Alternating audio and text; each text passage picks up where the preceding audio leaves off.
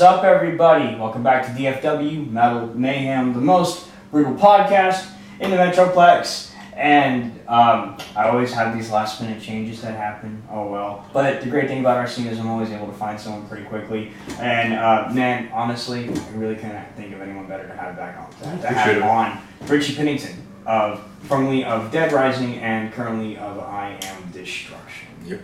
So honestly, man, like I've said it many times, like on the podcast and out loud. I really think I Am Destruction is like out of the local bands this year. You guys by far have had the best 2018.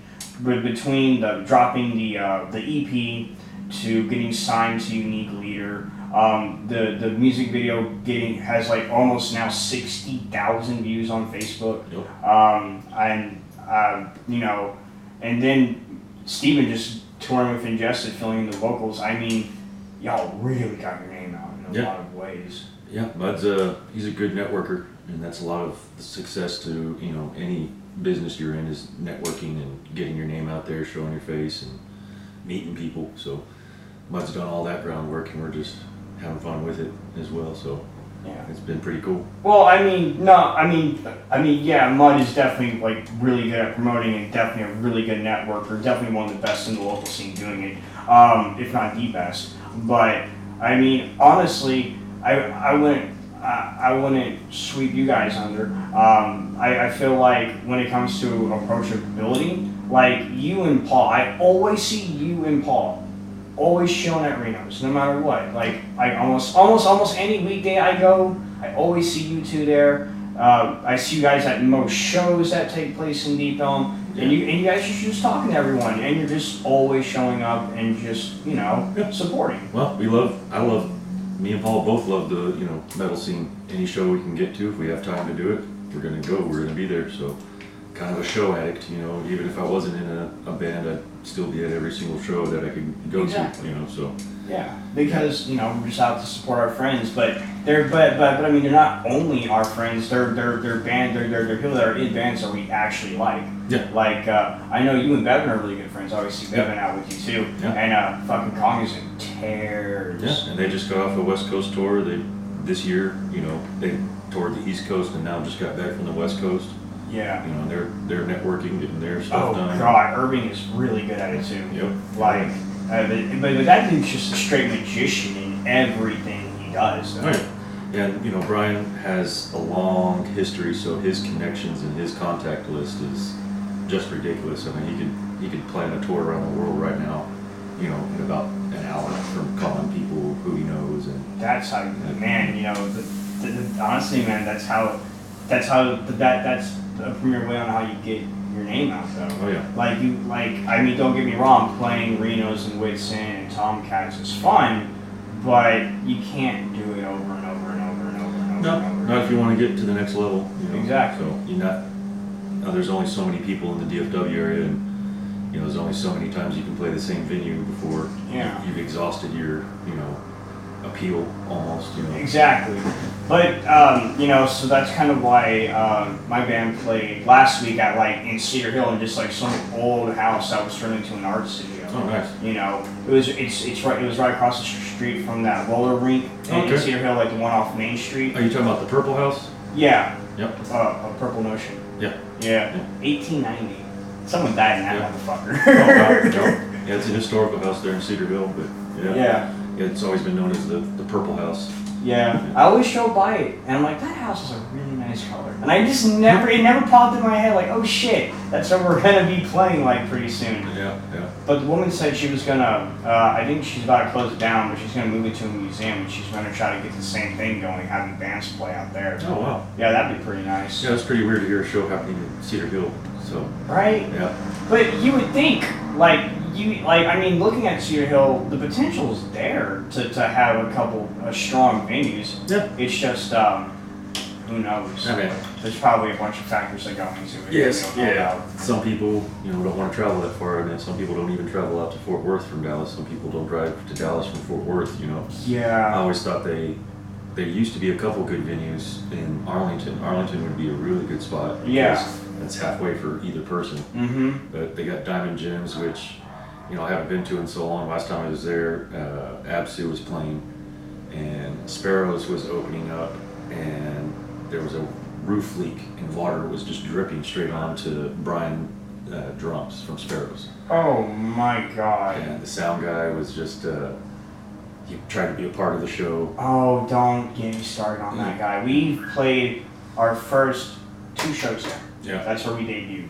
I love that place. There's just a couple things that needs to get fixed on it, in my opinion, but yeah. And I would, I'd probably more regularly attend if, the sound was better. And yeah, like GP has great potential because it is straight in the middle, but there's a bunch of stupid regulations here. Yeah. That really just cut it dry. I was actually talking to my father at one point, and he was like, "We should try to open up a bar venue," and I'm like, it's easier said than done. Yeah, my dad. I love the enthusiasm, and I know if there's anyone that can do it, it's you. Yeah. But we would have to go through a lot of hoops, and we're really busy. Yeah, permits and regulations and all that fun stuff. Yeah. That's why it's better to buy. If you would do that, it's probably better to buy from a already established place that has all their alcohol permits, liquor permits, or whatever it is, and that's probably the only way you can do that. But good luck finding someone that wants to sell their venue. You know what I mean? Exactly. I'm pretty sure there's one out there, but GP's growing. It is the fastest growing city in the Metroplex. Right. And we have the most unused land in the Metroplex too. Yep. And it's starting to get used up. You just go down 161. All that shit is now being used up. So I would like to hope that in the future we can probably get something, because that would be a great middleman. Because I'm pretty damn lucky to be here, because I can go to Dallas or Fort Worth with little to no issue. Same here. I'm in Duncanville, so it's right next to all the major highways, and pretty easy to get wherever I need to go. Really the only pain in the Ash Drive is Denton, but that's for everybody though. That's like for everyone except people in Denton. And then that's kind of why you see a lot of Denton bands don't really branch out, because of that drive. Combat did it, and Combat did it really well. Yep. And they're super successful with it. I feel like a lot of other Denton bands are kind of missing the ball on not doing it. Yeah, you're missing out if you're not exposing yourself. Exactly. Yeah. Like we definitely want to do out of town shows, but we feel like if we went and did out of town shows with no CDs, it'd be like, why the fuck are you here? Yeah. We want to have like a full length album first before we start going out. That's kind of what Iron Destruction's doing right now, is wait until we get this album recorded and release our first one on Unique Leader, and then we'll have something to go tour off of, and that's pretty much the plan. We're hoping to have it released early spring next year. By the way, I'm really, really happy just to have you by yourself, because it gave me the perfect excuse to use a Dead Rising song for an intro for the podcast. That's awesome, yeah. And that's separated from Ashes, I think you used. Favorite. It's my favorite song. Yeah. It's my favorite song from Dead Rising by far. Really? Oh, awesome. Yeah, that intro. When y'all played it that night, I really just started bulldozing into people, because I just wanted to pent up. Oh my god, this intro is sick! What was awesome about that album was that was all Paul. That was the first Dead Rising album that he wrote all the guitars. Whoa. The 2 albums before that, a former member, Casey, he had written the riffs majorly. Oh shit, okay. And so that the 3-song EP we did was pretty much all Paul. That's fucking cool. He wrote the riffs and stuff, so that's why it was really cool to bring him over to Iron Destruction. Yeah. He's a really good writer, Oh yeah. It always helps having, someone bringing in other ideas, and him and Mud, this new stuff that we're working on is pretty legit, and I like it a lot. Oh yeah. I think y'all played, cause y'all played Bloodletting this past week. Yeah. I think y'all played a newer song that I didn't hear. I liked it a lot. Yeah, the last 2 songs we played were actually not on our EP release. Yeah. So they kind of go concurrently, they fade into one another, you know what I mean? So that's how they're going to be played.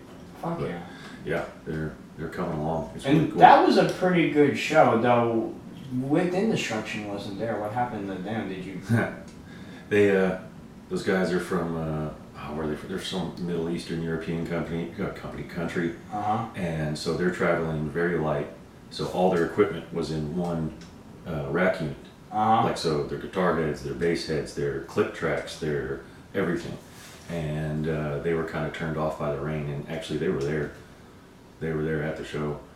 Shit. But they didn't want their only piece of equipment getting wet and failing, and then their whole tour would be over. So they made a decision, because everybody was getting rain on up there. You're getting rain on some of your equipment. There's only like certain areas on the stage where it wasn't wet. Yeah. And those covers only cover so much. Yeah, we have to open it up to play it, so, and they didn't want to get anything on it, so it was just a safety call on their part. Yeah. Granted, they could have just put a tarp over it or something, but that was their call, so. Yeah. But I guess we won the Battle of the Destructions that night, so. There you go. Yeah. There you go. Default is still a victory. Yeah, exactly.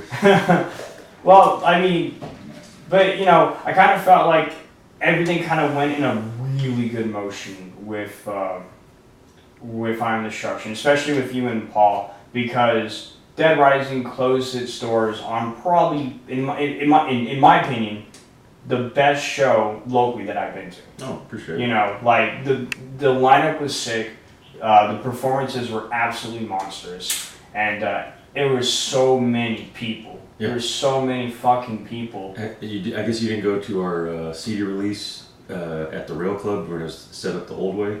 No, I did not. That was I believe that was before my time in local. That was huge. That was even bigger. We had 10 bands. It was on 420.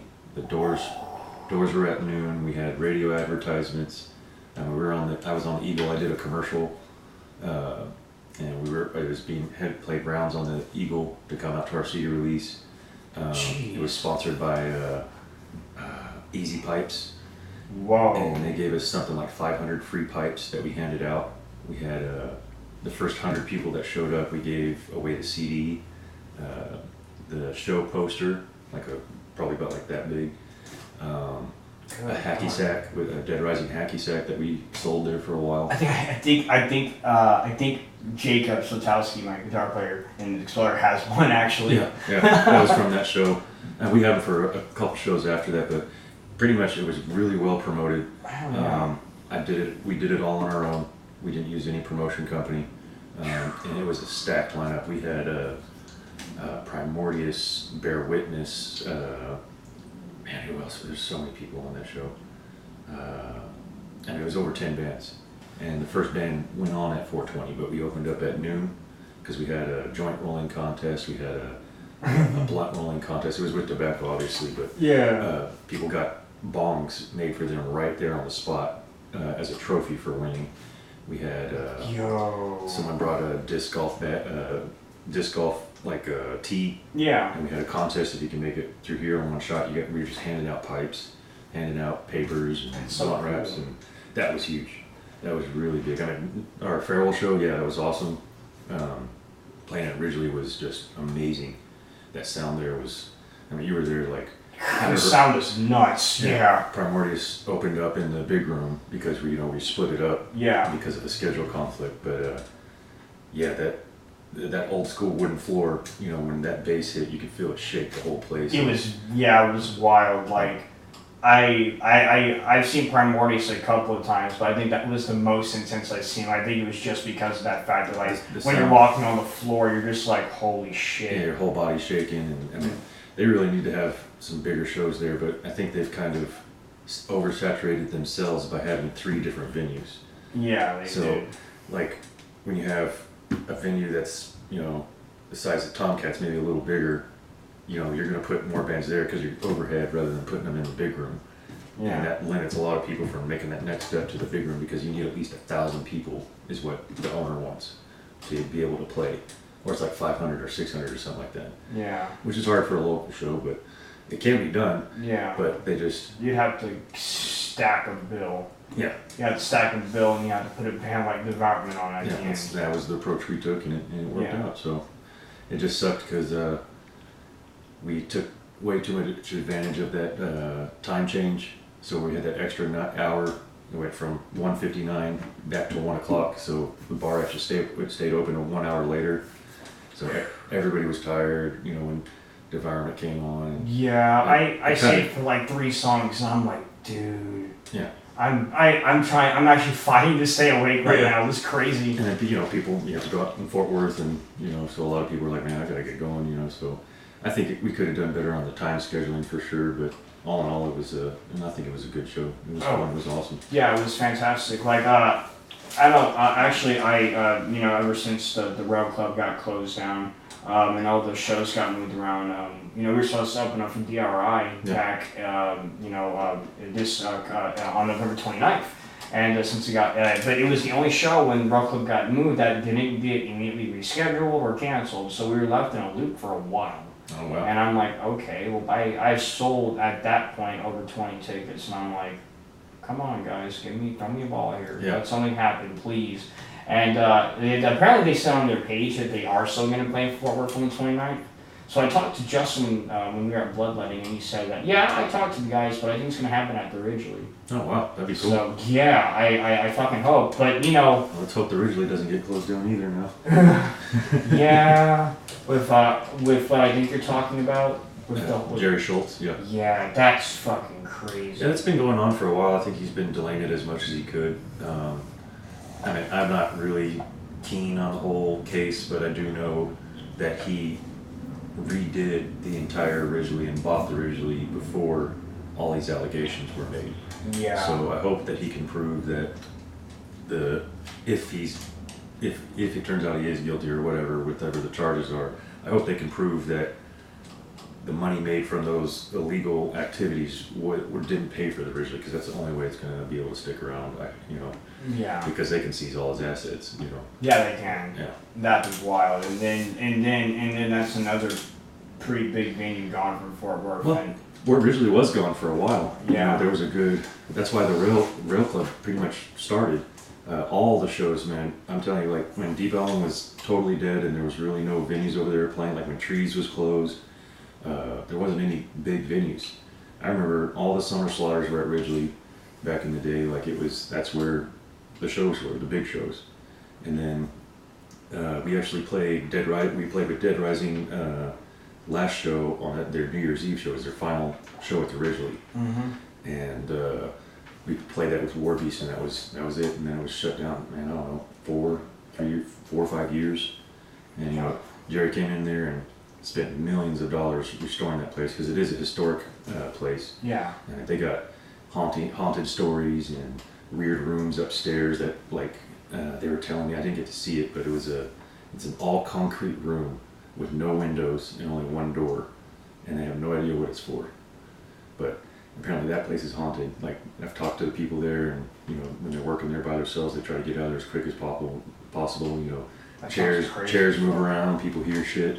I mean, it's an old place, so yeah, it is. So some freaky shit might have gone on, you know what I mean? So yeah, for sure. So I mean, hopefully the show does get moved there. But the thing is that it's different promoters. So I to be on the safe side, I messaged Ridge and like, hey, we were supposed to open up for DRI. We sold about 20 tickets, so you should be good. They're good people to work with. They're relatively easy to work with. Yeah, they saw the message from according to the Facebook thing, so it should be good. So they left you on red, huh? Yeah, they left me on red, but it's okay. Well, now that David's back, my guitar player who at the time was in the Slams, he's back now, so we're definitely really excited. Hopefully that the show can happen, because he wasn't able to play the October show with us, the one that we just did last week.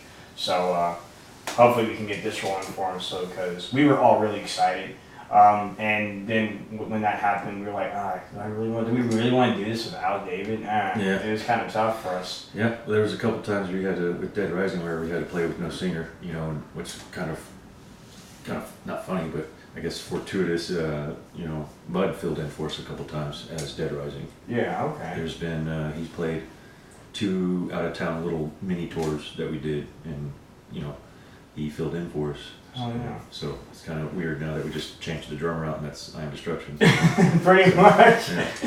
But that was, but kind of backpedaling a little bit. But with Dead Rising just ending off as best as y'all could. That was probably one of the best ways you could definitely. Yeah, we want to go out with a bang type thing. Yeah, say goodbye, and then you pick, and then it was like soon after, Iron Destruction just blew up. Yeah, well, I think there was about almost a year there that I was in both bands. Yeah. And then, Paul came in and he was in both bands for about, I would say, 7-8 months. So we were in both bands there for a while. There was actually a couple shows where I played both bands, Oh, shit. Yeah, and it was pretty cool, but it was a good transition, considering what was going on and stuff like that. So yeah, just wanted to join a reputable band that had potential, and I think the potential is being met, especially like I said, how hard Mud's worked for this. He built that up from the ground up. Yeah. It was a solo project. I remember hearing the very first riff. He's like, hey, check this out, blah, blah, blah. And I was like, hell yeah, keep on doing it. He kept on doing it. He had another band called Luteal Phase with Wes. Yeah. And that was kind of in the same vein. And I just remember seeing Mud's likes on his page. He's got all these kids from Indonesia liking his stuff, and like doesn't have any music, just putting out graphics and promoting, Yeah. So he built the groundwork for us and made it pretty kind of easy to take it to that next level, you know what I mean? So yeah, pretty much. I mean, the dude's a graphics design whiz. He could cook up anything and be like, yo, here you go, share this flyer for our next show, and you're just like, done. Yep. There we go. Thanks, Mud. Oh yeah. He has a separate company for GOTD Designs, and she just released a new logo today. Yeah, trying to look more professional. Yeah.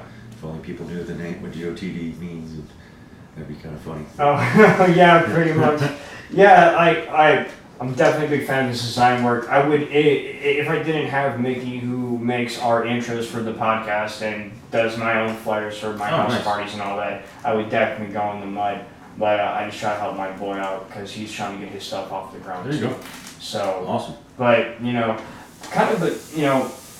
rolling back, man, I actually remember when I first added you on the socials, there were some videos of your son wrestling. Yeah. He's a straight beast. How old is he? He's 9 years old. And he's been, ever since he was about 3-4 years old, he's like, Daddy, I want to be the strongest kid in the world. He's like, who's the strongest kid in the world? Where's the show me a YouTube video, the strongest kid in the world.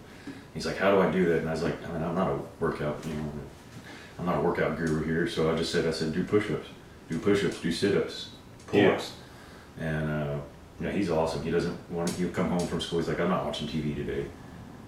He doesn't like video games. I mean, he likes video games, but he's not obsessed with them, you know what I mean? Yeah, it's like what he does when he comes home and gets on it from when he gets home from school till he goes to bed. No, he probably does a total of like an hour or two a week, like playing. He's more into YouTube, looking up YouTube videos, getting information and all that stuff. Yeah. So, but he had his first year of wrestling last year. He got second in state for a rookie. That was his first year. And then he got to go to Oregon for a special camp, got to meet Bubba Jenkins. Oh, wow. And Zadid, I forget his name, he's like a college wrestler who's only lost one match. And he's a senior, and he's just tearing it up. So he got to meet some really good wrestlers. Hell yeah. And he's doing it again. Actually, wrestling just started this last week, so practice just started. So he's getting back into it, so he's pumped up. Do you have him on like a specific diet, or just like cutting him back on certain things? We don't have sweets in our house. Me and Megan and James, we're just not sweets fans. He still has Halloween candy from like 2 Halloweens ago.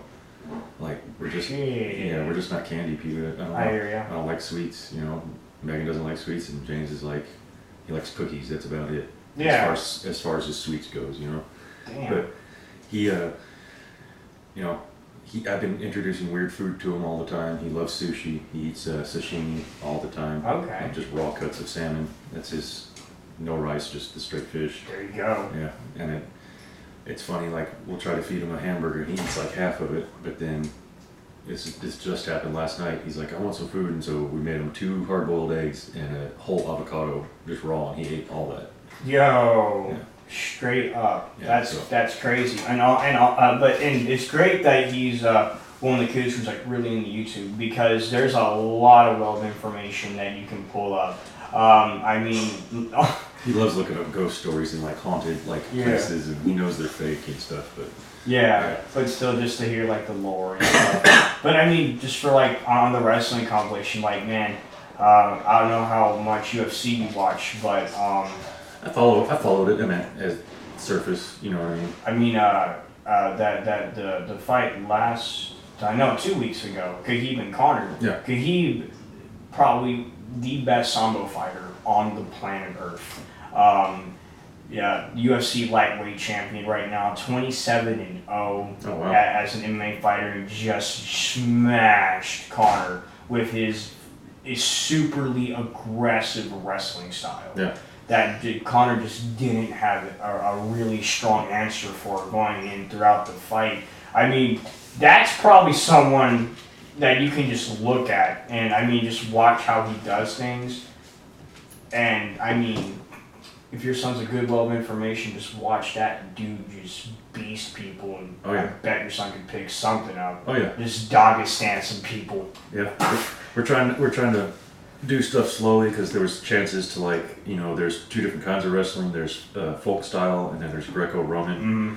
And folk style's what's popular here in America. Yeah. It's mostly collegiate wrestling. Yeah. But it is in the Olympics. And then Greco is, you know, it happens after the folk style season.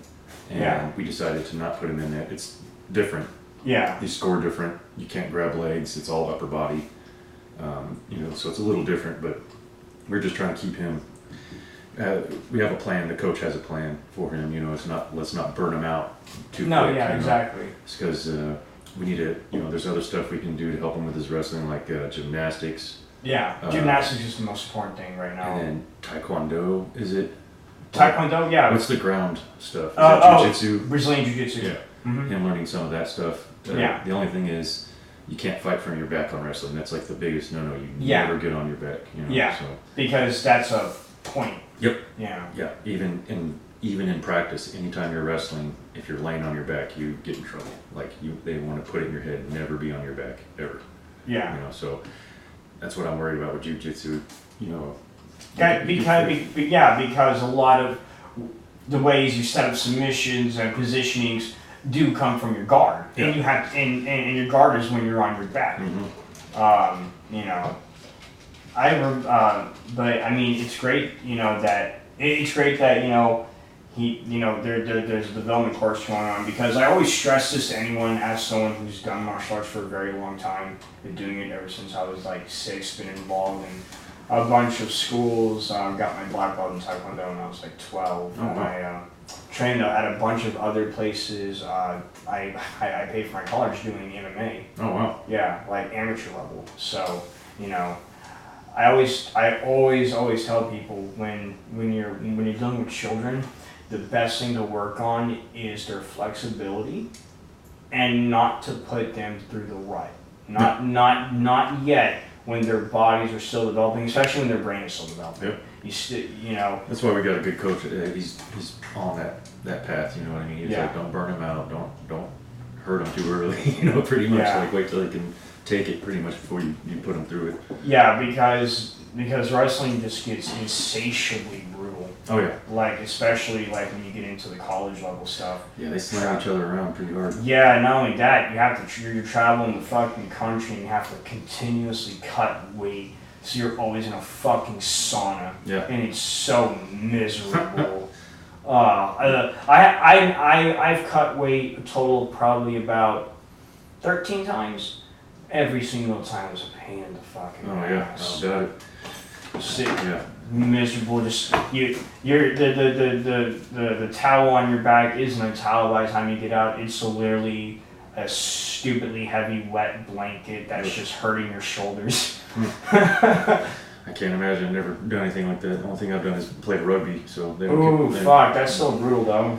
Yeah, I loved it. Played for OU for 2 years. Oh shit. And then came down here and played. Actually, Grand Prairie has a rugby team, and Oh yeah, that's right. the Mavericks. Yeah. Yeah. I just Played with them a couple seasons, and then band stuff. I joined a band and started getting more interested in that. So kind of getting in that. So what got you started on bass? I started on viola when I lived in Germany. It was an orchestra I was in, and that was in first and second and third grade that I played viola.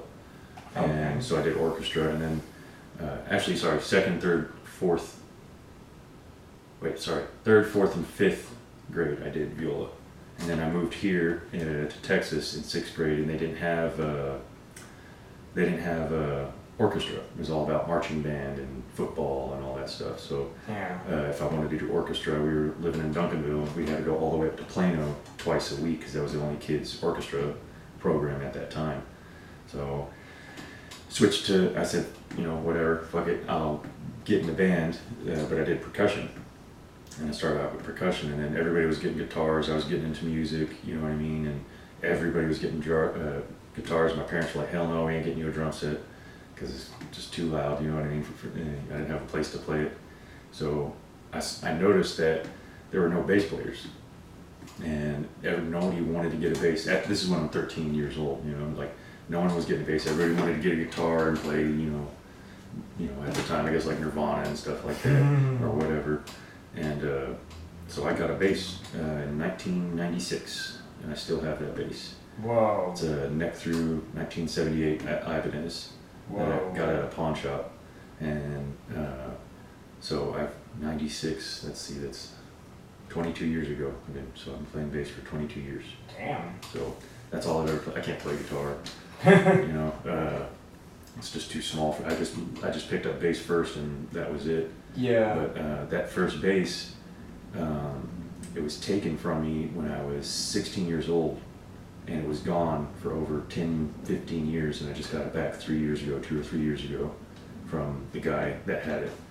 So I found out where it was, and it was a argument over bad debt. He came in when I was, like I said, 15 or 16. And he was like, you owe me this money, you have a week to give me this money back, and just took my bass. And I didn't have a job or anything, so it took me 4 weeks to get the money back that I owed him. And I came up to him, I was like, hey man, can I have my bass back? He's like, nope, you had 1 week, that's my bass now. And then as we grew up, people mature, so I found him on Facebook. I was like, look dude, I'll pay you the original amount what I owed you, can I have my bass back? And he's like, yeah. And I was able to get it back for $200, you know what I mean? Oh yeah. But apparently traveled to Connecticut. He got in a divorce. Luckily, he still got it back, and he moved back to Texas. So it's been around even when I didn't have it. So I was really glad to get that back. So sure, it's like a part of you, man. Yeah. Well, I could have called the police and been like, "That's mine," because I signed the inside of it, where the electronic access. Oh yeah. Oh shit. I signed the inside of it. It said Richie 1996, and I could have gotten in trouble, but I didn't care. $200 was nothing to get your very first instrument back. So. Yeah. But I currently have let's see, I got 7 basses right now, 3 combo amps, and then 2 full rig setups. Damn. So I like my bass stuff. So. I hear you. It's funny when you said you can't play guitar, because Reed kind of mentioned something, because when we wrote the newest song that we have, Visions of Demise, we played last week at Cedar Hill. Mm-hmm. He wrote the entire song after he looked at some lyrics that I had written, and he kind of had an idea on how to do it, and he pretty much played it on guitar, and he's like, look, I'm a bass player, so you're just going to see... when he sends it, he's like, you're just gonna see a guy just like doing gorilla hands on this on this neck, and sorry. Yeah. And I'm like, don't fuck. I mean, but you wrote a song off it though, so. Yeah, no, we did. But I kind of got what he meant, because he's like, yeah, man, I kind of just, when you play bass for so long and you get to a guitar and you have all this little shit. Oh, dude, I can't do it. Yeah. Yeah. All the little conductor movements, he's just like, it's just so crazy how people can do that. Yeah, well, it's acquired taste, acquired skill, like, yeah. It takes a lot of practice. That's why I just do fucking vocals. Yeah. Yeah, but I love playing the bass. That's the only instrument I ever would want to play professionally, as far as in heavy music, so. Oh yeah. But I've done. You're the secret backbone. Yeah.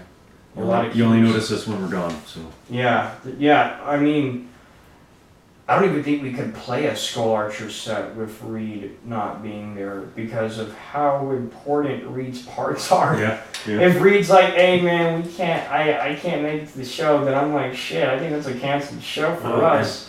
I mean, we can do it without one guitar player, that's fine, but with our only bass player, nah. Yeah. It depends on what kind of stuff he's doing or what the bass player's doing, but yeah, it's really when they're gone, it's a big difference than when they're there. So. Well, he kind of opens up a lot of our riffs. Yeah. Especially like when we do Branded Heretic, like he really starts Branded Heretic off, and then in that same song, he has 2 more intros that go into a riff.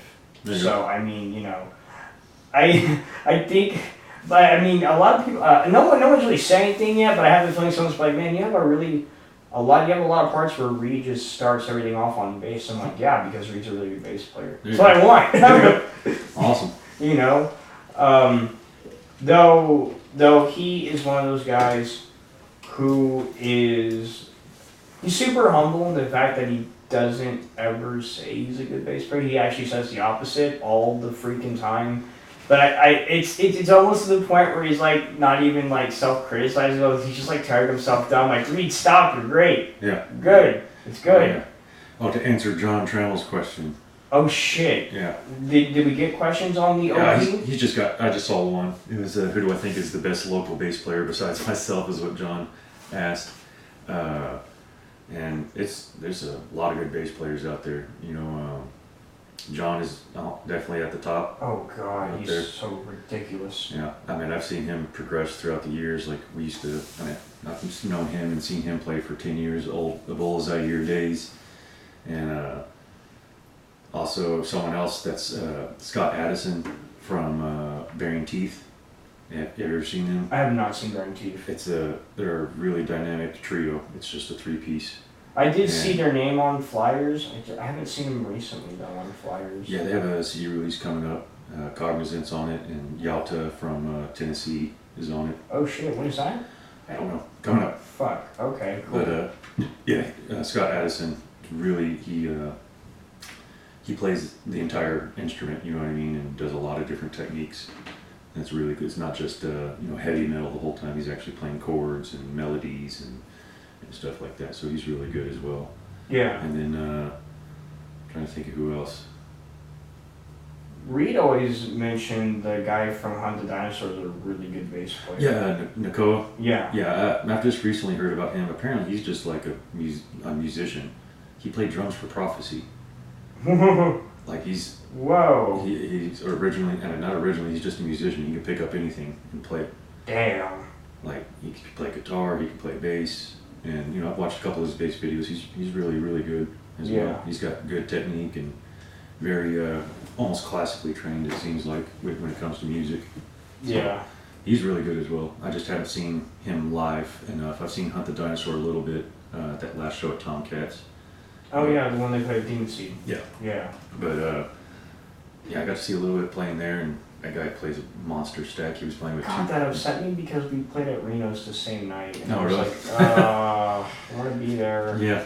Double-edged sword, the scene. You play good shows, but you miss some good shows sometimes. Yep. You play good shows. Oh yeah.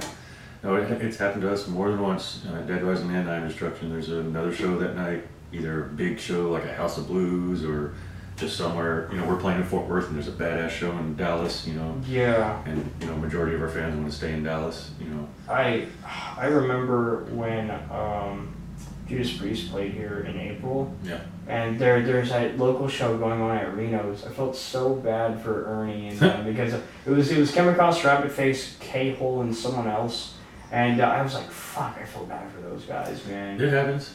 I played to 2 people. I played to almost 1,000 people. But if you don't, but man, it's still the same every time. Though. Yeah, it is. But I mean, playing in front of those 2 or 4 or 5 people, that's some important shit too. Yeah. Oh, yeah. Because I mean, those are 2 or 4 or 5 people that potentially could just become really interested and make it out to every show. That's true. So I always never judge a show by its crowd size. It's always important to judge the show by the reception.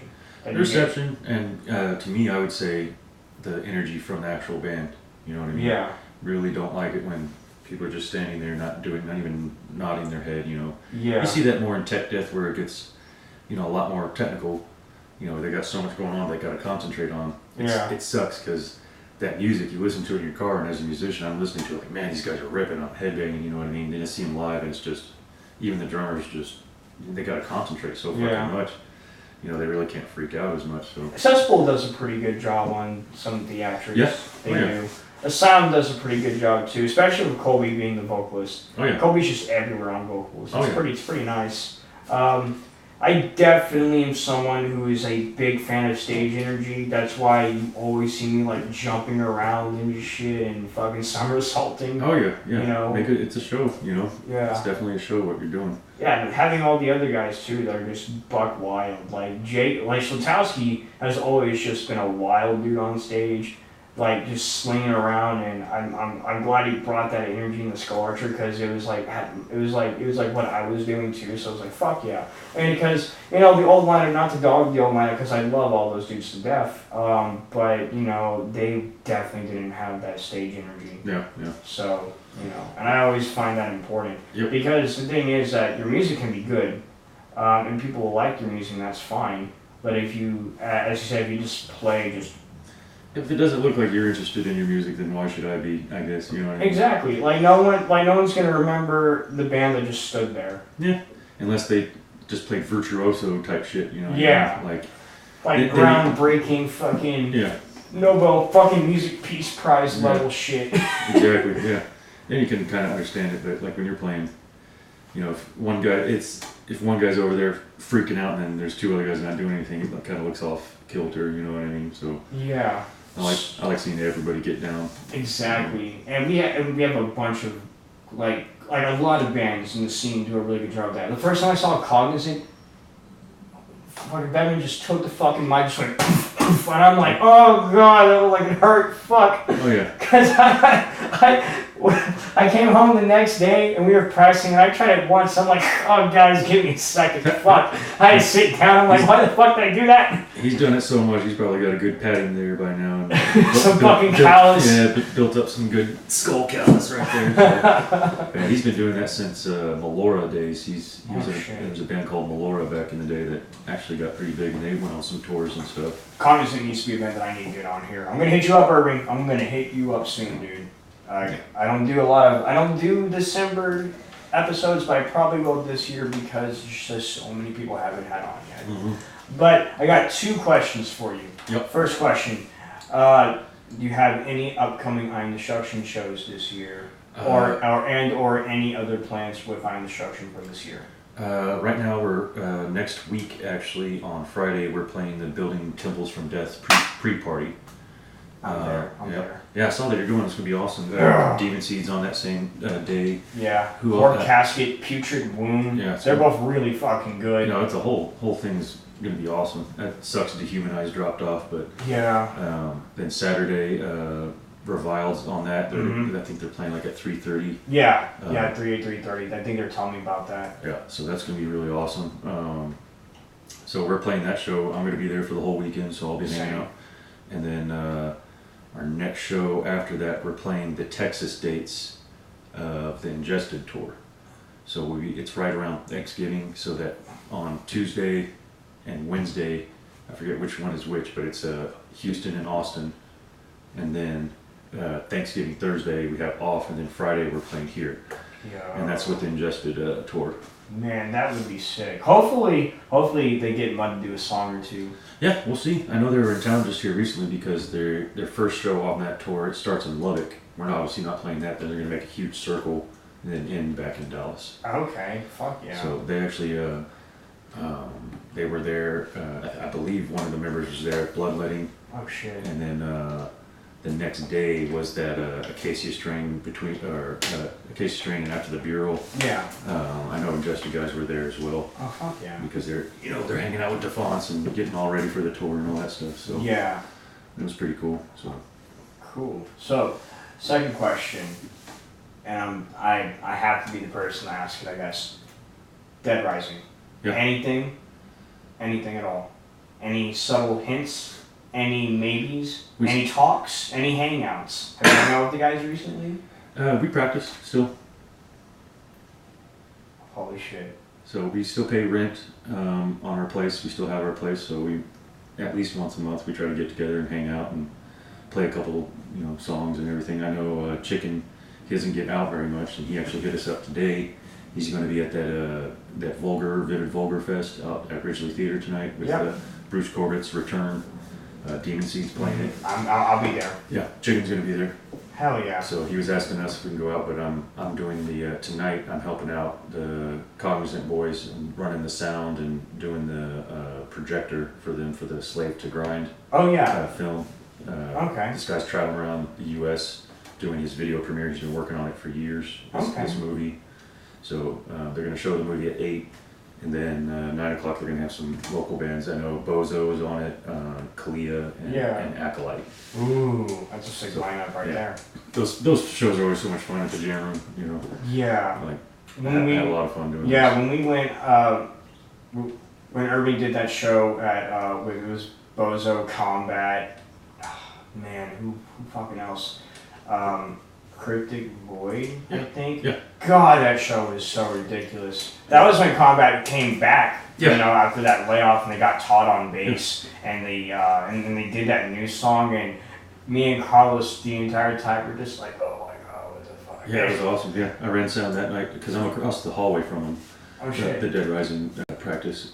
Oh fuck. And I am Destruction practice there once a week, and then we share it with Knife Cult as well. Ooh, Knife Cult's really good too. So but we're right across the hallway from the Cognizant Jam Room. So. I bet that dude is really happy about the Blade legal law now, where he can just carry those motherfuckers. Because he was carrying them at the last show I saw them play when they were at Sunshine Bar. Yeah. Just fucking pulled both of them out and just started slinging them. I'm like, fuck yeah. Oh, yeah. No, he plays that character very well. So he does. And he seems to have fun with it. He's so super cool. animated. Yeah. Well, Richie, thank you so much for coming on and dude, and talking. You're seriously like one of my favorite people to go out and talk to. I appreciate it. It's always a pleasure to see you out. I remember a couple of times we just get shit faced drunk. We just ramble for like a good hour just about whatever. Oh yeah, to get the beer, Borkin.